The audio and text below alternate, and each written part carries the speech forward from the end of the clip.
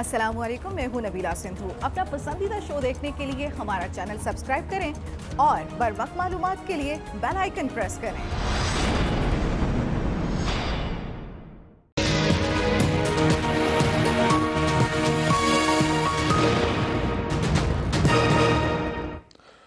अस्सलाम वालेकुम, आपको आज के प्रोग्राम में खुशामदी। वजीर आज़म इमरान खान अपोजिशन को पेशकश कर रहे हैं कि वो अपने जलसे 2-3 माह के लिए मुलतवी कर दे। ये बात उन्होंने आज एनसीसी के इजलास के बाद खिताब करते हुए की। उन्होंने कहा कि जलसों से हुकूमत को तो कोई फर्क नहीं पड़ता, जलसे मुलतवी करने से अवाम की जानें कहां से बच जाएंगी। मैं आज सबसे अपील करता हूं, ये जो पॉलिटिकल पार्टीज कर रही हैं, मैं इनको आज अपील करता हूं कि ये जलसे जुलूस से कोई गवर्नमेंट को कोई फर्क नहीं पड़ने लगा, लेकिन लोगों की जानें खतरे में जाने लगी। जलसे जुलूस तो हमारे से बड़े किसने बड़े जुलूस किए हैं, तो जुलूस से क्या होगा, गवर्नमेंट चली जाएगी। लेकिन जब आप ये जलसे जुलूस करते हैं, लोग करीब आते हैं एक दूसरे के, और मैं ज्यादातर देखता हूं लोगों ने मास्क भी नहीं पहने होते, तो उससे तो फैलने का आप चांसेस बढ़ाते जाते हैं। तो जब पहले ही फैल रही है, जब हमें पता है कि कोरोना फैलती जा रही है, बिस्तरे भर रहे हैं, मेडिकल वर्कर्स जो हमारे हॉस्पिटल हैं, जो हमारी नर्सेज हैं, हमें जब पता है कि उनके ऊपर प्रेशर पड़ता जा रहा है, तो ये जलसे जुलूस 2-3 महीने के बाद कर लें, ताकि लोगों की हम जान खतरे से बचाएं। ऑपोजिशन अब वजीर आजम की इस पेशकश पर क्या कहती है? क्या ऐसा मुमकिन है कि पीडीएम के ये जो जलसे हैं वो चंद माह के लिए भी हो जाए? अहम बात यह भी है कि वजीर आजम इमरान खान ने गुज़िश्ता रोज भी ऑपोजिशन को पार्लियामान में आने और इश्यूज पर बात करने की दावत दी थी। हम तो कभी भी पीछे नहीं हटे थे नेशनल डायलॉग से। बेस्ट जगह तो पार्लियामेंट है। तो मुझे तो पहले दिन मैंने तो कहा था मैं क्वेश्चन टाइम करने के लिए तैयार हूं, जो मर्जी आके मेरे से सवाल पूछो, कि हमारा इंटरेक्शन होना चाहिए। हमारी जमहूरियत चलेगी तब जब डिबेट्स अच्छी हो। नेशनल डायलॉग का मतलब डिबेट ही। तो वो तो जो बात करते हैं वो आ जाते हैं कि जी हमारी केसेस माफ करो, और केसेस हमने नहीं बनाए। हमें तो कोई इतराज नहीं है।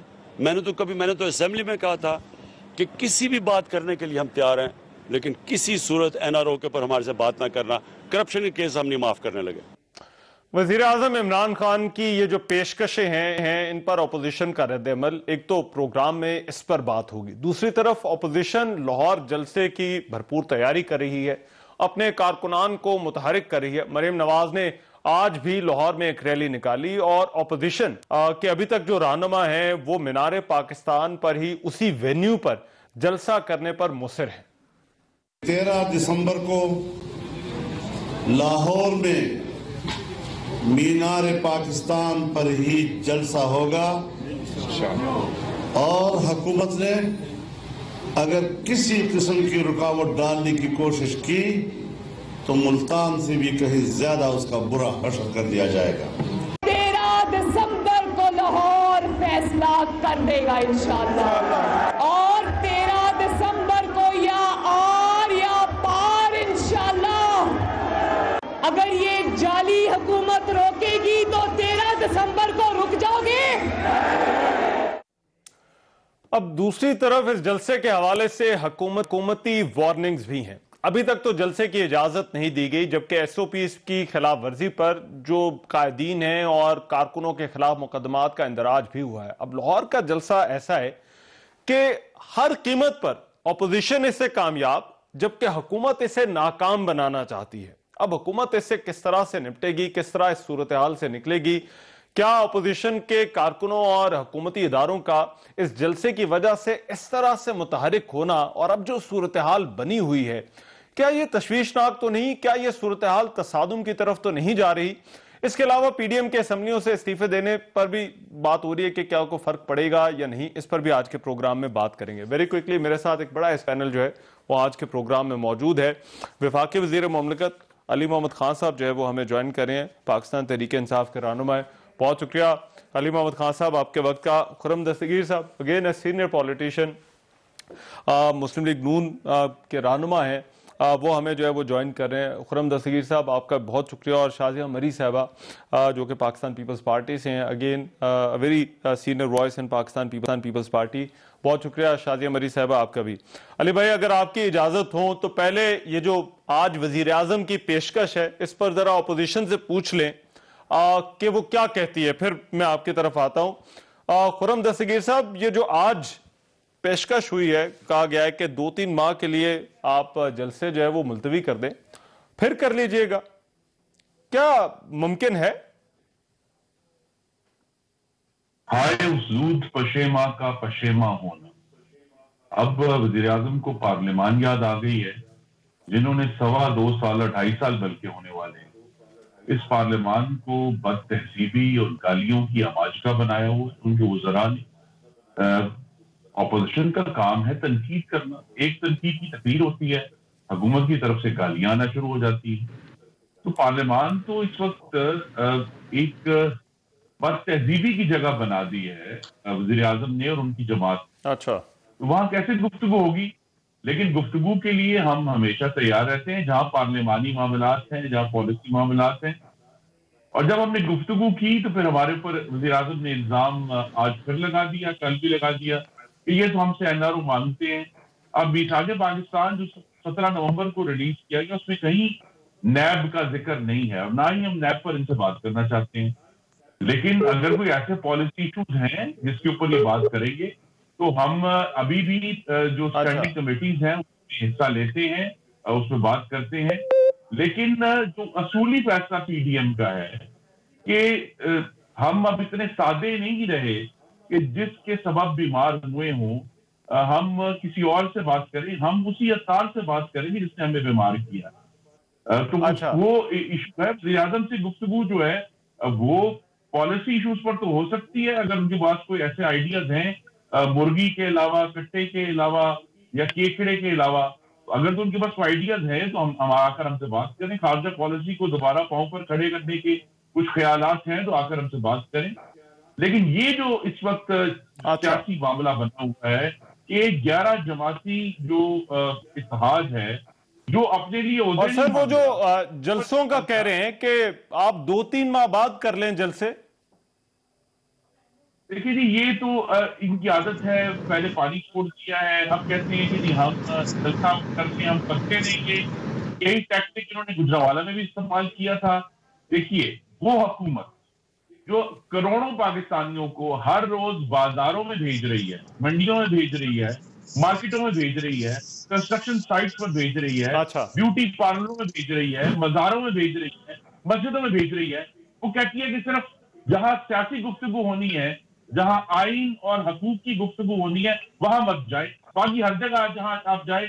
और जो हुकूमत की तरफ से इस कोविड की जो दूसरी लहर है निपटने के लिए कोई इंतजाम नहीं किया गया। हमारी गलियों में, सड़कों में कोई इंतजाम नहीं है कि कोई हमें नजर आए। लेकिन ये एक सियासी तौर पे कोरोना का एक पर्दा डाला जा रहा है, इसको पीडीएम ने यकसर मुस्तरद किया है।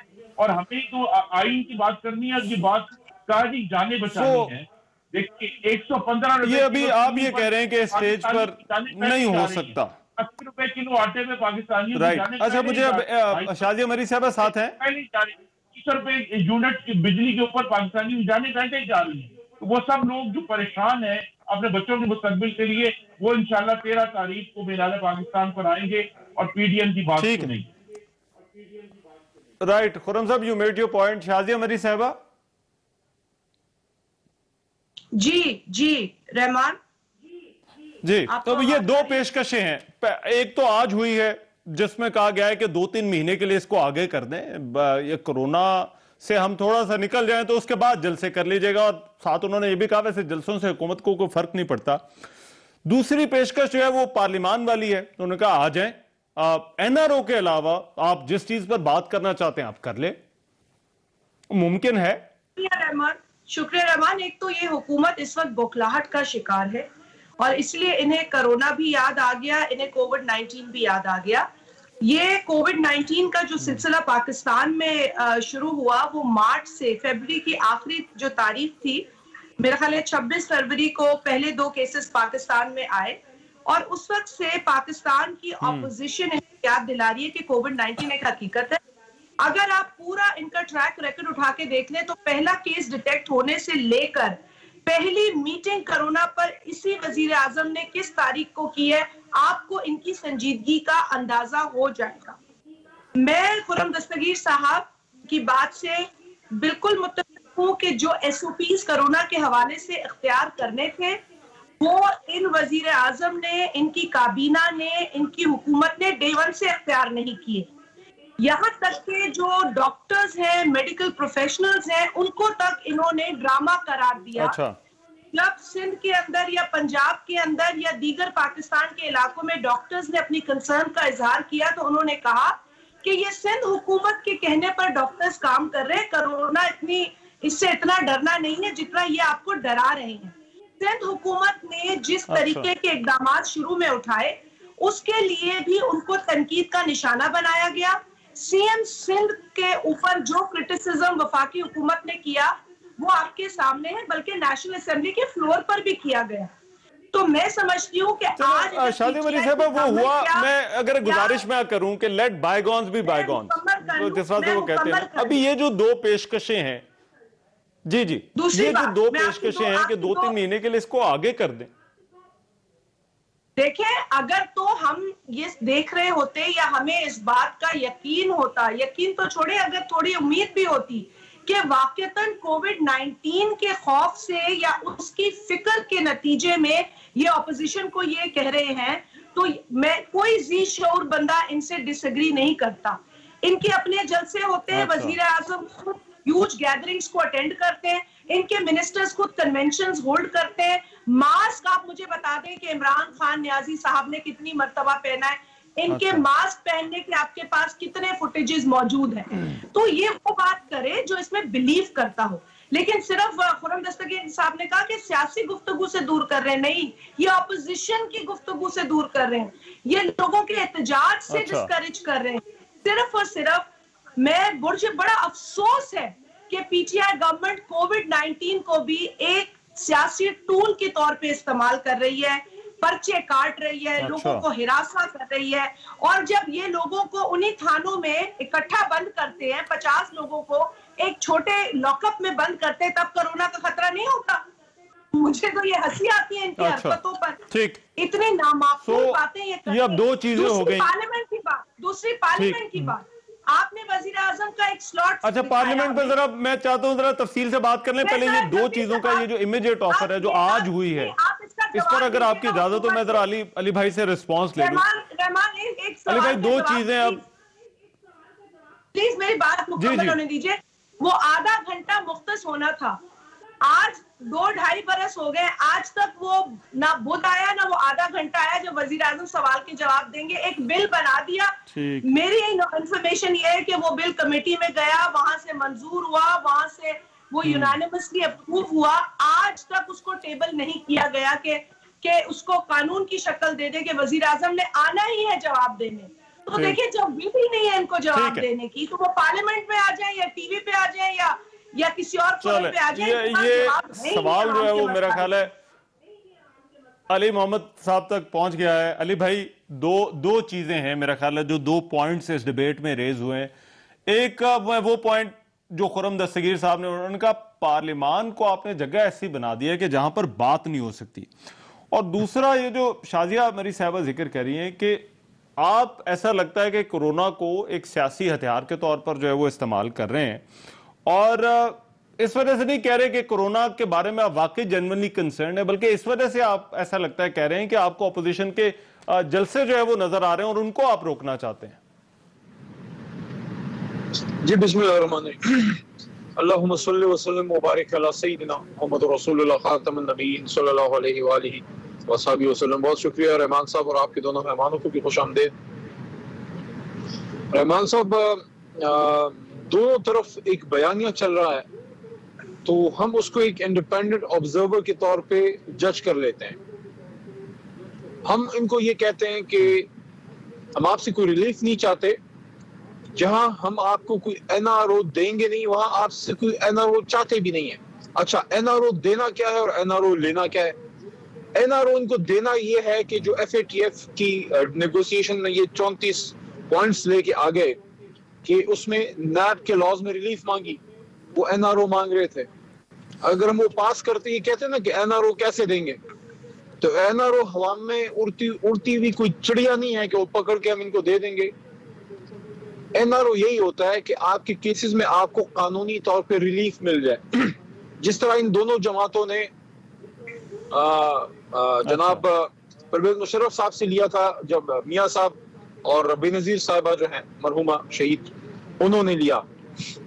अच्छा, एनआरओ उनसे लेंगे नहीं, वो क्या है, वो ये है कि भाई पाकिस्तान के मफाद के लिए कोई काम करना है, कोई कानून साजी चाहिए, कोरोना के बीमारी से बचने के लिए मुश्तरका कोई लायमल चाहिए, या खुदा न खास्ता पाकिस्तान पे कोई एक्सटर्नल एग्रेशन खुदा न खास्ता हो जाती है, या मुल्क में कोई और मसाइल हैं, बेशुमार और भी मसाइल मौजूद हैं, उन पर कोई बात करनी है तो आए उस पर बात करनी चाहिए हमें।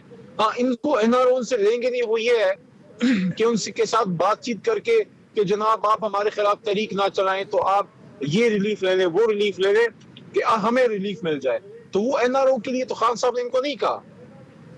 मुल्क का वजीर आज़म भाई, अगर मैं एक सवाल करने की जसारत करूं, देखिए मेरी तरफ गुजारिश जरा सुनिएगा। आप कहते हैं एनआरओ पे नहीं बात करनी, मुल्क सुन ले, मुल्क का वजीर आजम जो है, एक सवाल वजीर आजम इस मुल्क की अपोजिशन को ये कह रहा है, सुन ले, मुल्क का वजीर आजम इस मुल्क की अपोजिशन को ये कह रहा है कि मेरे मुल्क में इस वक्त कोरोना है जो पूरी दुनिया में है, और इसकी वजह से लोगों की जिंदगियां खतरे में है, जिसमें इनके अपने बिलावल भुट्टो जरदारी साहब खुद अभी बीमारी से निकल के आए हैं, और उनके जो शिराजी साहब है सिंध के सीएम साहब के, वो फौत हो गए हैं, सुना है, अल्लाह उनकी मगफिरत करे। तो ये बीमारी हर जगह फैल रही है और हर शहर में वार कर रही है। तो मेरे मुल्क के लोगों को बचाने के लिए आओ मेरा हाथ बटाओ। अब ये कह रहे हैं कि आपने ये किया, आपने वो किया। आप मुझे ये बताएं, अगर इनके अपने घर में आग लगी हो, इनके अपने कोई शदीद इनका अलील हो, उस वक्त क्या ये मुझे अली भाई एक चीज बताइए। अली भाई, आप क्योंकि पार्लियामेंट्री अफेयर्स को भी देखते हैं, अब आप कहते हैं एनआरओ पे बात नहीं करनी, ऑपोजिशन कहती है हमने भी एनआरओ पे बात नहीं करनी। क्या चीज माने हैं कि अच्छा ठीक है, वो हो गया, तो माने क्या चीज है कि जहां पर ऑपोजिशन और हुकूमत इकट्ठे नहीं बैठ सकते, फिर क्या मसला है? देखिए रहमान साहब, पार्लियामेंट मौजूद है, स्टैंडिंग कमेटीज के इजलास हो रहे हैं। कल भी मैं स्टैंडिंग कमेटी के इजलास में एज ए मिनिस्टर अपीयर हुआ हूं। हमारे चीफ विप आमिर डोगर साहब ने चेयर किया है, अपोजिशन के लोग वहां पे आए हैं। अब सवाल यहाँ पे ये है, देखिए दो बयानिए चल रहे हैं। हम ये कह रहे हैं कि ये इसलिए नहीं निकल रहे कि इनको अवाम का दर्द है, ये दो कामों के लिए निकले हैं। इनका भी फिर बयानिया अपना भी आपको देता हूं। इनका बयानिया हम जो कह रहे हैं वो ये है कि ये इसलिए निकल रहे हैं कि इन पे करप्शन के केसेस हैं, ये करप्शन के केसेस को साइडलाइन करना चाहते हैं, रिलीफ चाहते हैं, नंबर 1। नंबर 2, इन्होंने जज कर लिया है कि मैक्रो लेवल पे इमरान खान साहब की हुकूमत परफॉर्म कर रही है। अगर इनको पूरा टाइम मिल जाता है तो ऐन गुमान ये है कि जिधर इनके पॉकेट्स में अभी सियासी मौजूदगी है वो भी खत्म हो जाए। अच्छा, हमारी राय ये है, हमारी तो ये राय है, इनकी हमारे बारे में राय ये है कि ये इसलिए कोरोना की बात कर रहे हैं कि कोरोना के पीछे छुप रहे हैं। अब दोनों के सबूत मुलाजा करें। हम अगर कोरोना की बात करें तो बीमारी मौजूद है, पाकिस्तान में, हिंदुस्तान में, अमेरिका में लोग मर रहे हैं। अच्छा, इनका जो है कि जनाबे वाला हम कोरोना के पीछे छुप रहे हैं, वो बात गलत है। हम जो कह रहे हैं क्या इन पे करप्शन के केसेस हैं, बिल्कुल है। क्या ये रिलीफ चाहते हैं? बिल्कुल चाहते हैं। क्या ये चाहते हैं कि इन पे केसेस खत्म हो? बिल्कुल। ये सुनी अनसुनी करके इसका जवाब फरूख भाई ये बात करते हैं। जरा एक ब्रेक के बाद दे लें आप। दूसरी बात, मुझे मालूम है आप जवाब देना चाह रहे हैं, बट ये जो गवर्नमेंट कह रही है इमरान खान साहब की जो है हुकूमत जो है परफॉर्म ना करे। अब देखें सर, हमारे लिए तो मुश्किल ये है कि आप भी कहते हैं एनआरओ के अलावा जो मर्जी बात कर ले, और भी कहती है कि हम तो एनआरओ पे बात नहीं कर रहे, तो फिर क्या चीज रुकावट है कि ऑपोजिशन और हुकूमत नहीं बैठ सकते और बात नहीं कर सकते? मैं एक ब्रेक के बाद वापस आ रहा हूं।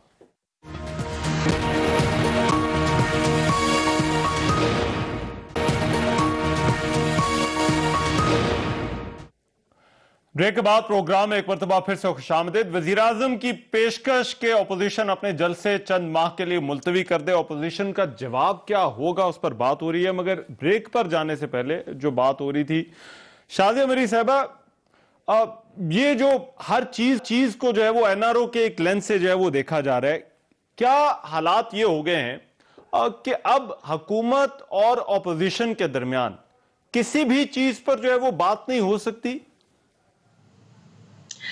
रहमान, अब तो गुस्सा भी क्या करे, हंसी आती है इनके बहानों पर। और अभी ये कहा कि जी करप्शन के केसेस की बात करनी है। करप्शन के केसेस पाकिस्तान स्टील मिल्स के वर्कर्स के ऊपर भी थे, करप्शन के केसेस पीटीडीसी में काम करने वाले मुलाजमीन के भी थे, करप्शन के केसेस उन लेडी हेल्थ वर्कर्स के भी थे जो झोलियां फैला फैला के इन्हें डी चौक पे बददुआएं देकर गई हैं और जिन पर इन्होंने जिस तरीके का तशद्दुद किया है वो शर्मनाक है। साथ ही साथ करप्शन के केसेस रेडियो पाकिस्तान के मुलाजमीन पर भी थे, क्या पीटीवी के मुलाजमीन पर भी थे, और सबसे अहम जो पीआईए के साथ इन्होंने इतना बड़ा मजाक किया है पूरे पाकिस्तान के साथ, जिस तरह इन्होंने अपने कौमी इदारे की तजलील की है on the floor of the house, और 2 रोज कबल ही जिसे कोर्ट ने रिजेक्ट किया है honourable high court chief justice ने। और मैं क्या इनके लिए क्या अल्फाज इस्तेमाल, मतलब ये जिस तरीके से बात करते हैं, जिस तरीके से झूठ बोलते हैं, हमें तो वो किस्से याद आते हैं जो कहते थे कि हिटलर के एक मिनिस्टर इंफॉर्मेशन था जो झूठ रिपीट करता था और इस नियत से रिपीट करता था कि लोग उसे सच मान लें। रोज इनका रिकॉर्ड बचता है और रोज इनका रिकॉर्ड एनआरओ होता है, रोज इनका रिकॉर्ड करप्शन के केस। भाई इनसे कहा किसने और उन्होंने रिलीफ दी किसको है? झूठे केसेस जिनके लिए इन्होंने ऑपोजिशन को बंद किया हुआ है आज तक साबित नहीं हुए। आसिफ अली जरदारी साहब के ऊपर क्या साबित हुआ, खुर्शीद शाह साहब के ऊपर क्या साबित हुआ, साद रफीक के बरी होके निकले और जो उनका फैसला है उनका फैसला पढ़ ले तो लग पता जाएगा कि इनकी नियतें क्या है, ये चाहते क्या है, ये नैब को यूज किस लिए कर रहे हैं। तो ये किसके साथ मजाक कर रहे हैं, ये इसी ये जो उन्होंने एक नैरेटिव बनाया ना, इसी की आड़ में रोज पाकिस्तान की कौम को कुचल रहे हैं, मुआशी तौर पे कुचल रहे हैं। मगर ये नैरेटिव्स तो शाजिया साहबा, ये नैरेटिव्स होते हैं, हुकूमत का भी होता है, ऑपोजिशन का भी होता है। मैं खुर्रम दस्तगीर साहब, ये जो बातचीत वाला सवाल है कि हर चीज जो है, अगर ये इतने सच्चे होते रहमान, अगर ये इतने सच्चे होते तो बीआरटी पे स्टे नहीं मांगते। अगर ये इतने सच्चे होते तो फॉरेन फंडिंग पे जाके दूसरा ढंडोरा नहीं पीटते, अपना हिसाब देते। जी जी, खुर्रम साहब मैं आ रहा हूं, आपके पास ही आ रहा हूं। ठीक है खुर्रम साहब, मगर ये बातचीत, क्या कोई बातचीत हो सकती है, और या कोई भी अगर बातचीत हो हुकूमत और ऑपोजिशन के दरमियान, तो उसको एनआरओ के बगैर देखा जा सकता है? ये बातचीत किससे करें? वज़ीर आज़म कुर्सी अमलन खाली पड़ी जब मुल्क के ऊपर बालाकोट का हमला किया हिंदुस्तान ने और पार्लियामान में एक मीटिंग कॉल की, ऑपोजिशन साहब के तमाम कायदीन आकर बैठे थे, लेकिन वज़ीर आज़म ने आने से इनकार कर दिया। उसके चंद महीने बाद कश्मीर पर कब्जा हुआ, ऑपोजिशन आकर बैठी, वज़ीर आज़म ने आने से इनकार कर दिया। फिर फाटक का मामला उठा तो वज़ीर आज़म ने खुद अस्करी क़यादत से कहा कि आप जाकर बात करें, और उन्होंने ये बात शुरू की। ये भी अब तारीख का है। और अब गिलगित बल्तिस्तान वाली मीटिंग तो बाम हो चुकी है। तो 4 जो सबसे संजीदा तरीन मराहिल थे, वज़ीर आज़म ने आके ऑपोजिशन से बात करनी थी, वो वहां से मफरूर हो गए और मफलूज उनकी पॉलिसी नजर आई। तो अब अगर अचानक वज़ीर आज़म ने कहा है कि हम मुज़ाकरात करेंगे, तो हम तो बड़े इसमें क्लियर हैं पीडीएम की तरफ से कि हमने नैब के कानून पर हुकूमत से कोई बात नहीं करनी।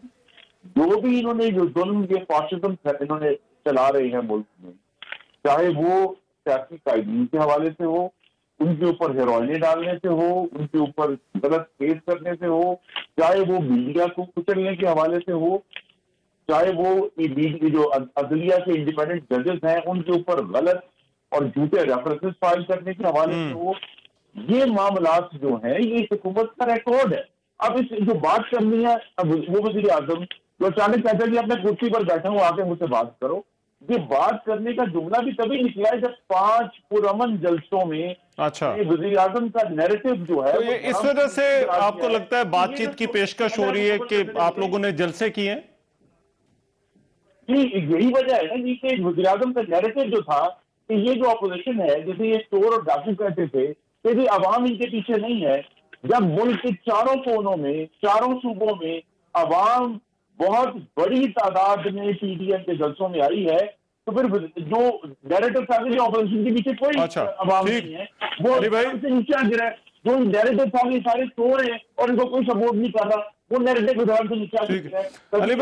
लेकिन हकीकत ये है, खुलासा ये है कि वज़ीर आज़म से ना बस चल रही है पेशावर में, ना उनका पीडीएम पर बस चल रहा है, और सिर्फ वज़ीर आज़म का और उनके वज़ीरों का गीत चल रहा है। ठीक है अली भाई, एक तो उसको रिस्पॉन्ड करते हैं, मगर आप सर सियासतदान कहते हैं, आप तमाम तीनों मेरे जो पैनलिस्ट हैं बड़े सीनियर सियासतदान हैं, और सियासतदान कहते हैं मुश्किल से मुश्किल सूरत हाल में भी रास्ता निकाल लेते हैं।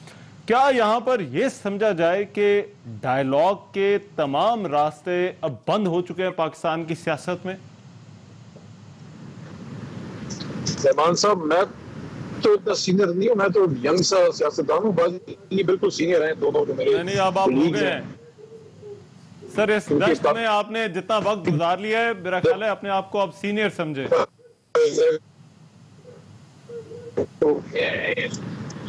नहीं यार, मैं तो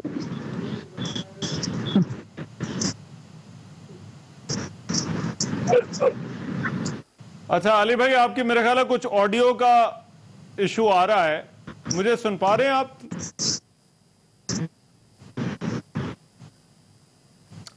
अली भाई, मैं आपके पास एक ब्रेक के बाद आता हूं, इसी सवाल का जवाब दीजिएगा कि क्या डायलॉग का कोई भी रास्ता को खुला नजर आ रहा है या तमाम के तमाम रास्ते जो है वो बंद हो चुके हैं। इस ब्रेक के बाद आ रहे हैं।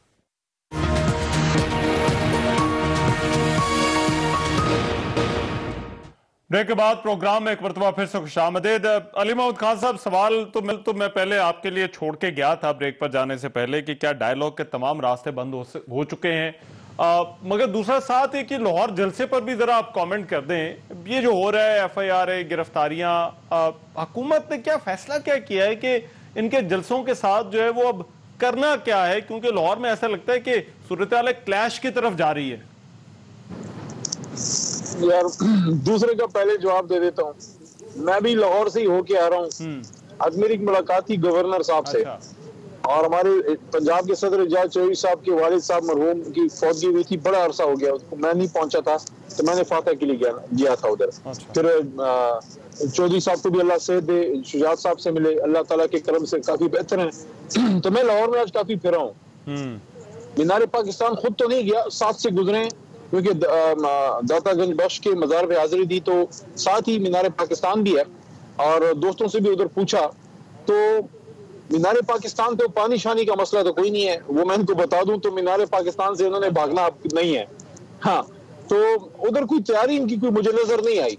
शाम को निकल जाते हैं, कोई हल्ला गुल्ला कर लेते हैं, लेकिन शहर में कोई तैयारी मैयारी कुछ नहीं है, कोई पोस्टर नहीं, कुछ नहीं, कोई इनका कुछ नहीं है। अच्छा, ये अब परेशान है, उन्होंने जगह मीनार पाकिस्तान मुंतखब कर लिया और बात उन्होंने इस्तीफों की कर दी है। दोनों काम जरा कड़वे घोंट है, तो थोड़ा अब हम इनके लिए दुआई कर सकते हैं कि कड़वे घोंट ये पी लें किसी तरीके से। जहां तक बात का ताल्लुक है रहमान अजहर भाई, ये हमारे जाती दुश्मन नहीं है, हम कोलीग्स हैं, हम सब पाकिस्तानी हैं। कुछ उसूलों पे इख्तलाफ है, आए पाकिस्तानियों की जिंदगी बचाने के लिए पार्लियामान में, और बात करने का ये नहीं होता कि इमरान खान साहब ने इनको बनी गाला की दावत पे बुलाना है या हमने कोई जाती उम्रा जाना है। पार्लियामेंट इज द फोरम जहां पे शाजिया साहिबा सीनियर पार्लियामेंटेरियन है, अच्छी पार्लियामेंटेरियन है, हमेशा उधर इश्यूज को लेके आती हैं। खुर्रम साहब काबिल आदमी है, इंजीनियर हैं, इश्यूज को लेके आते हैं। ये लोग आए वहां अपनी तकरीर करें, हमारा उस पर रिस्पॉन्स आएगा, उससे पॉलिसी बनती है, उससे गवर्नमेंट को एक डायरेक्शन आगे मिलती है। यही होता है पार्लियामेंट में। आप स्टैंडिंग कमेटीज में आते हैं, आप पार्लियामेंट्री कमेटीज में आते हैं, और आप पार्लियामेंट में आते हैं। मैं तो जाती तौर पर यह समझता हूँ, मैं इस पे खान साहब को रिक्वेस्ट भी करूंगा मुनासिब मौके पे, और स्पीकर साहब से भी बात करूंगा कि एक SOP के तहत जैसे पहले हमने पार्लियामान चलाया, हम पार्लियामान को स्टार्ट करें, वहां पे ये लोग आए, वहां जो भी इनके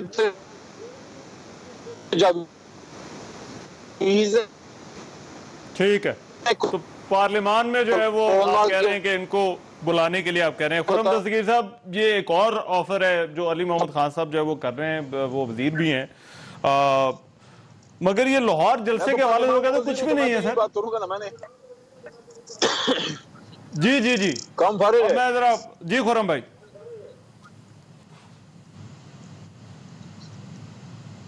खुर्रम दस्तगीर साहब, जी खुर्रम दस्तगीर साहब, आ रही है आपको आवाज?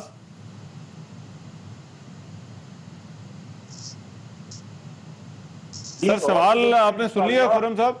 खुर्रम भाई, लाहौर का जलसा तगड़ा होगा, अच्छा जुर्रत से होगा, और जो जिस तैयारी की मेरे भाई ने निशानदेही की है, हाँ, वो उसका आगाज हो चुका है। इंशाल्लाह 13 तारीख को मीनारे पाकिस्तान सजेगा, वहाँ शहरी पाकिस्तान की शिरकत करेंगे और इस बात और भाई भर लेंगे ना या बंद भिजवा दें। दवाइयाँ महंगी करने वाली हुकूमत है, इससे कैसे जान छुड़ा दी। इस पर भी बात होगी कि मीडिया को आजाद कैसे करना है, अच्छा, को आजाद कैसे करना है, पार्लियामान को आजाद, कितने लाख बंदा लाएंगे, चले कितने लाख बंदा लाएंगे में जो मुदाखिल गैर आईनी मुदाखिलत होती है, मावराए आईन मुदाखिलत। तो अली मोहम्मद साहब पूछ रहे हैं कितने लोग आएंगे जलसे के अंदर?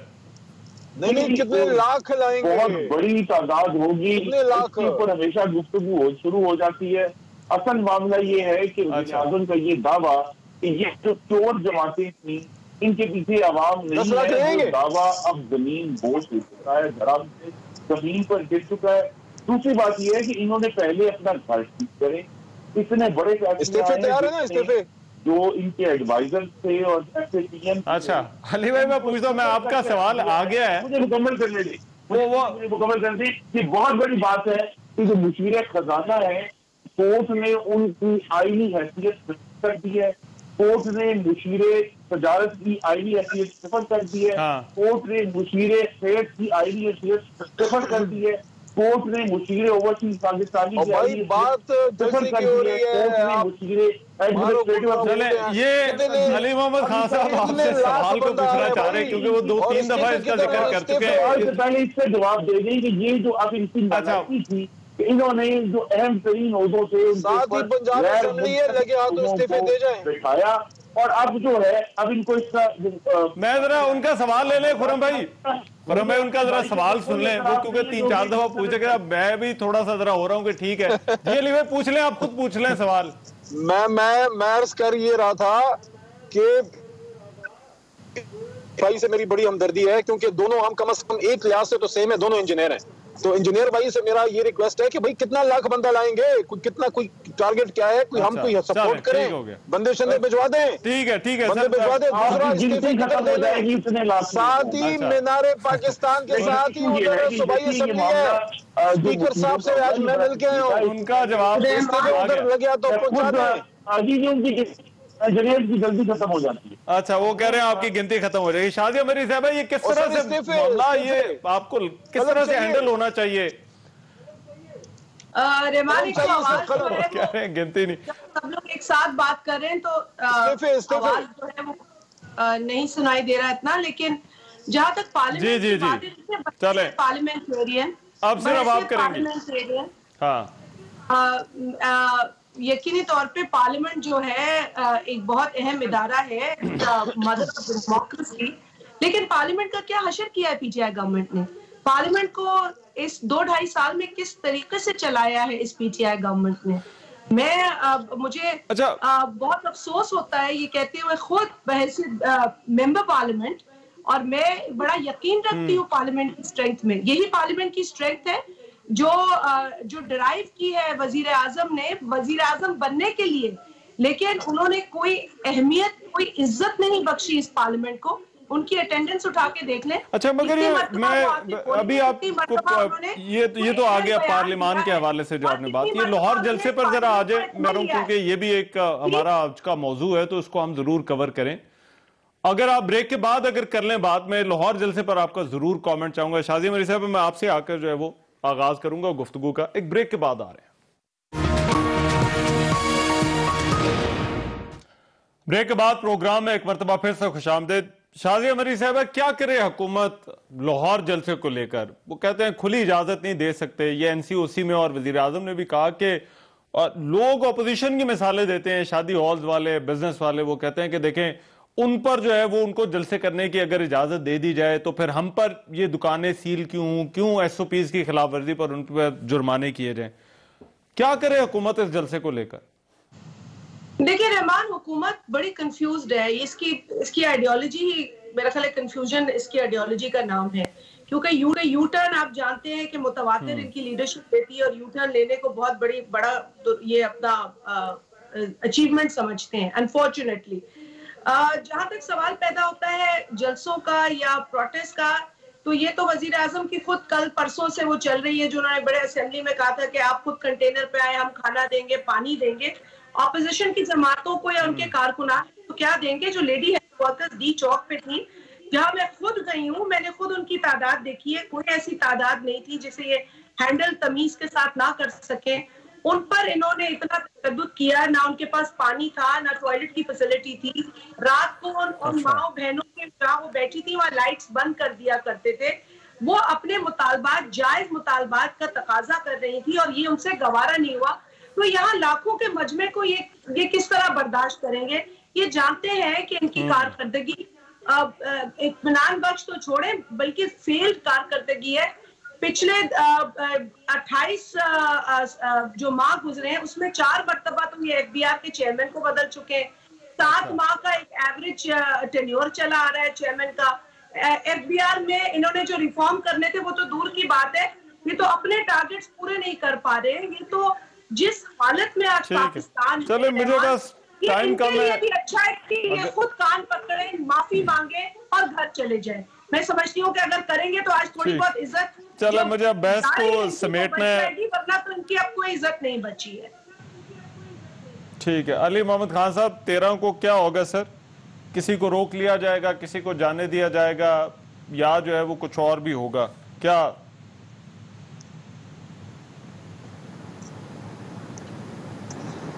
13 को मैं समझता हूँ कि ये पाकिस्तान के अवाम की जिंदगी से एक बार फिर खेलेंगे जो इनको नहीं खेलना चाहिए।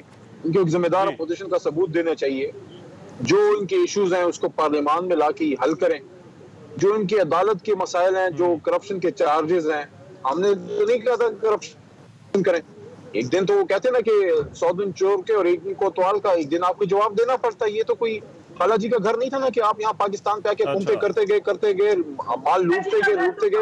एक दिन तो आना था जो आपने जवाब देना था। और बाकी ऐसे एक सवाल इनसे है, अगर कलम नहीं है तो ये बेहतरीन कलम मेरे पास है, ये इस्तीफे कब लिख के दे रहे हैं दोनों जमातें? और साथ ही पार्लियामेंट हाउस है और पीछे उधर मीनारे पाकिस्तान के पास सूबाई असेंबली है। स्पीकर साहब से आज मैं वैसे मिल के भी आया हूँ, परवेज इलाही साहब से। तो ये ले लें कलम, अगर नहीं है इस्तीफे दे दें, स्पीकर साहब के नाम दे दें, ताकि जल्द से जल्द ये काम भी हो जाए। नेक काम है, इसमें जल्दी करें, मेहरबानी फरमाएं। चले, वो 31 तक उन्होंने तारीख रखी है।